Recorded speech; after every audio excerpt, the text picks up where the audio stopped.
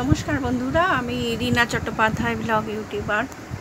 দেখো, তোমাদের কি বলবো বলো তো, আমার না এখন আর ভিডিও করতে ভালো লাগে না। 10-12 দিন হয়ে গেল ভিডিও দিচ্ছি না। কি দেবো বলো, কোথায় যাব ভিডিও করতে? রাস্তাঘাটের যা দশা না, আর ভাল লাগছে না। সে মানে কি অবস্থা, কাদা প্যাঁচ প্যাঁচে, জল কাদা চারিদিকে। তবে একটা জিনিস খুব ভালো লাগে জানো, যে রাস্তাঘাটে দেখো না, চুল ফুল কিচ্ছু শুকায়নি আমার, সব ছেড়ে ছুড়ে বসে আছি। আর যেটা বলছিলাম, রাস্তাঘাটের যা অবস্থা, কিন্তু একটা জিনিস বর্ষাকালে খুব ভাল লাগে, এই যে রাস্তাঘাটে প্রকৃতির দৃশ্যটা, মনে হয় যেন না প্রকৃতি সেজে গুজে সাবান মেখে চান টান করে বসে আছে। অন্য সময় তো ধুলো বালি ভর্তি থাকে। আর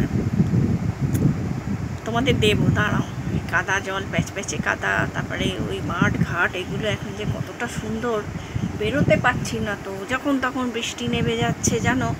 আমি রোজ বাজারেও আগে যে হাঁটতে যেতাম, হাঁটতেও যেতে পারছি না।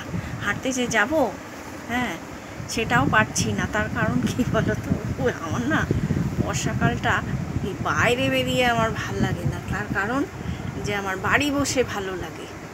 এই কাদা প্যাচ প্যাচে আমার খুব দরকার না থাকলে বাইরে বেরোই না, তো সেই জন্য আর বেরোনোও হয় না।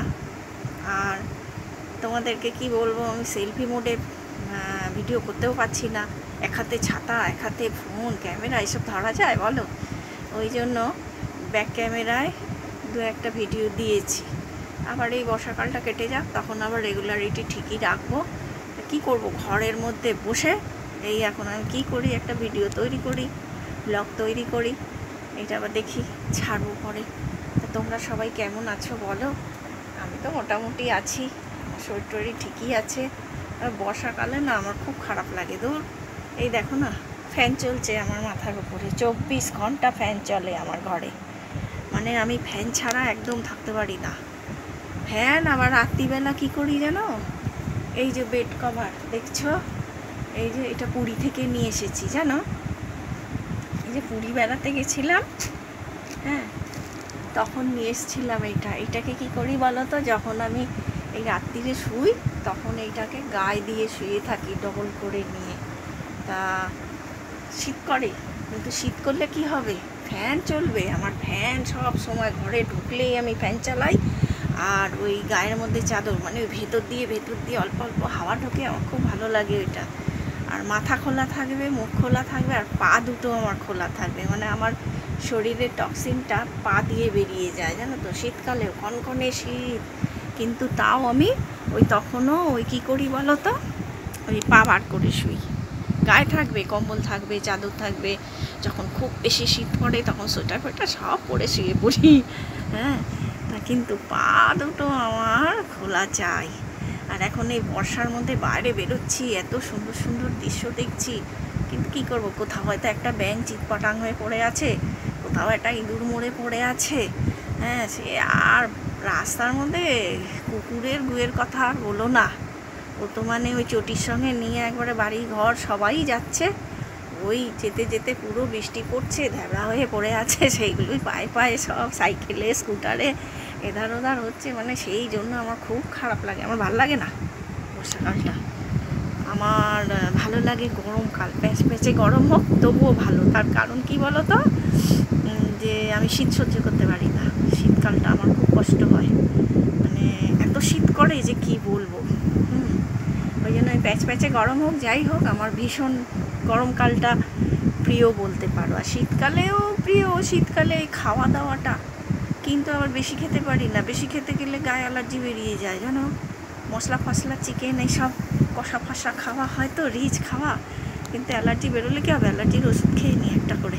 একটা ওষুধ খেয়ে নিলে ব্যাস 1 সপ্তাহ ছুটি, 1 সপ্তাহ 15 দিন।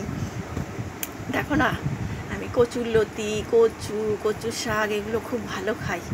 আর ডিম খেতে পারি না, ডিম খেলে গায়ে অ্যালার্জি, মানে ক্যালসিয়াম আমি খেতে পারি না। তা শুনছি নাকি এই যে আমি তো এই রুদ্রাক্ষর মালা পরি, তো এটা রুদ্রাক্ষ নাকি বলে টক ফল, টক টক। এই রুদ্রাক্ষ যারা পড়ে তারা নাকি দুধের জিনিস সহ্য করতে পারে না। আর আমি দুধ খাই না, দুধ খেলে আমার গায়ে অ্যালার্জি বেরিয়ে যায়।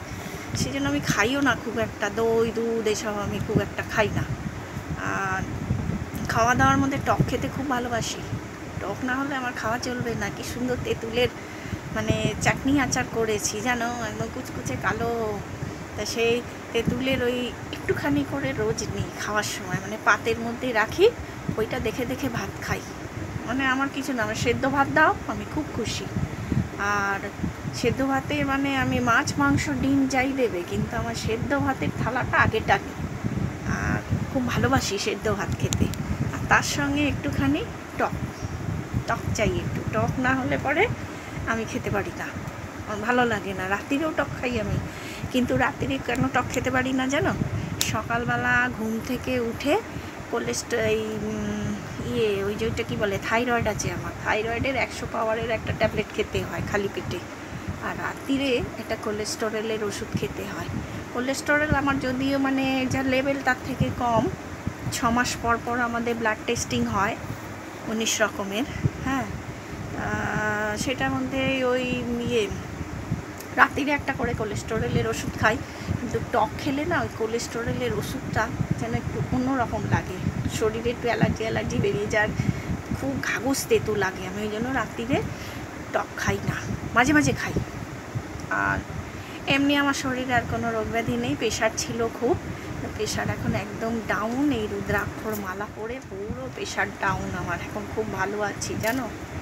এইটা হচ্ছে 1 নম্বর রুদ্রাক্ষ, একমুখী, এটা নেপাল থেকে এনেছি। যেটা দেখছো 2 আঙুলের মাঝে, এটা একমুখী রুদ্রাক্ষ, নেপাল থেকে এনেছিলাম। রুদ্রাক্ষ পড়লে না প্রেশার ডাউন থাকে, জ্বর হয় না, ডাক্তাররা পর্যন্ত এটার উপর নির্ভর করে। তা তোমরাও পড়বে, রুদ্রাক্ষ সবাই পড়তে পারে। কারো মেয়েদের লাল সুতোয় 3টে পঞ্চমুখী, আর ছেলেদের সাদা সুতোয় 3টে পঞ্চমুখী রুদ্রাক্ষ পড়লে অনেক দিক দিয়ে ভালো, মানে কোনো ক্ষতি হয় না। তবে সবার রুদ্রাক্ষ সয় না, শ্যুট করে না। আর এভাবেই চলছে, কাচি দাচি ঘুরে বেড়াচ্ছি। তবে আমি চেষ্টা করি রোজই বেরোনোর, ওই ছাতা মাথা দিয়ে বৃষ্টি হলেও বেরিয়ে পড়ি, কেননা ঘরে থাকতে পারি না। না হাঁটলে আমি ঘুম থেকে উঠে না শুয়ে শুয়ে ফ্রি হ্যান্ড এক্সারসাইজ করি 10-15 মিনিট, একদম মাথা থেকে পা অবধি। হ্যাঁ, আর এক্সারসাইজ করার পরে ঠাকুরবাড়ি দৌড় মারি। 2বার যাই ঠাকুরবাড়ি। একবার ওই ভোরবেলা ঘুম থেকে এক্সারসাইজ করে উঠে, তারপরে এসে পটি করে এসে চা খেয়ে যখন বসি, আমি সকালে জলখাবারে কী খাই জানো? ভুজিয়া ভাজিয়া এইসব খাই। হ্যাঁ, গুটি খাই না। কি খাই জানো?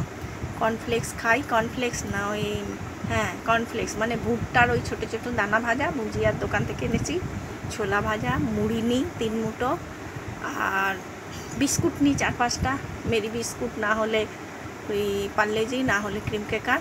আর চা নিই 1 মগ, স্টিলের বড় মগ আছে, 1 মগ চা নিয়ে ওই বসি। ওইগুলো যে খাওয়া হবে, চাটা যেই পেটে পড়ে, তার কিছুক্ষণ পরে 15-20 মিনিট পরে আবার যেতে হয় ঠাকুরবাড়ি জানো। তখন গিয়ে মানে একদম পেট পুরো ঝেড়ে বেরিয়ে যায়। আর আরেকটা কী খাবে তোমরা জানো? মুড়ি খাবে, কাঁচা মুড়ি। খাওয়া দাওয়ার পরে ওই রোজ সকালবেলা জল খাওয়ার পরে 1 চিমটি খাই। ওই যে তোমার লোকনাথ বাবার যে মিষ্টিগুলো আছে না, 1-2 দিয়ে মুড়ি তো এমনি মিষ্টি, ভাজবে না।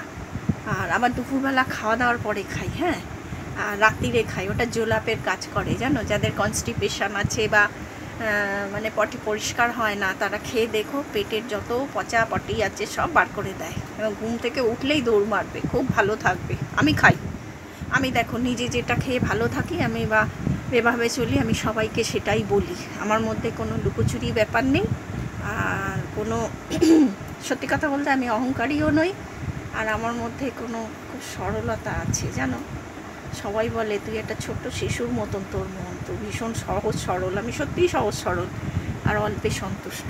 আমার বেশি দরকার নেই, মানে আমি অল্পে যেটুকু আছে, খাওয়ার জন্য যেটুকু লাগে, পড়ার জন্য যেটুকু, থাকার জন্য যেটুকু। দেখো আমার ঘরের চাল দেখছো অ্যাসবেস্টারের, তাহলে আমি তো বড়লোক নই, গরিব মানুষ, সেভাবেই চলতে হবে বলো। যাদের যা আছে আছে, তা কী আছে, আমার কী তাতে? আমার যেটুকু আছে সেটুকু আছে, কেউ তো আমার দেবে না, বা আমিও কারোরটা নেবো না, বা আমিও কাউকে দেবো না। হ্যাঁ, দেবো মানে কি, যার কিছু নেই, ধরো প্রকৃত দেওয়ার দরকার আছে, সেই সব জায়গায় দিই। তবে আমার ক্ষমতা অনুযায়ী, আমি বাইরে দিতে পারবো না ভাই, আমার অত ক্যাপাসিটি নেই।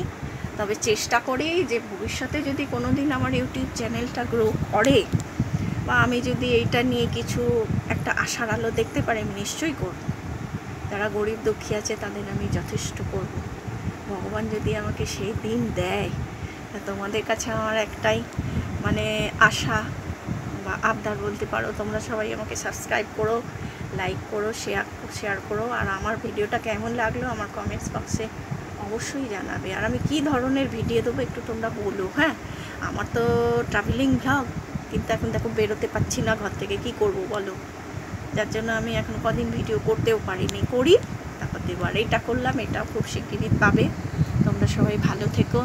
আর কি বলবো, আমি Rina Chattopadhyay, blog YouTuber, travelling blog আমার কন্টেন্ট রাখলাম এখানে। সবাই ভালো থেকো। জয় হিন্দ, বন্দে মাতারাম, ভারত মাতা কি জয়, নমস্কার।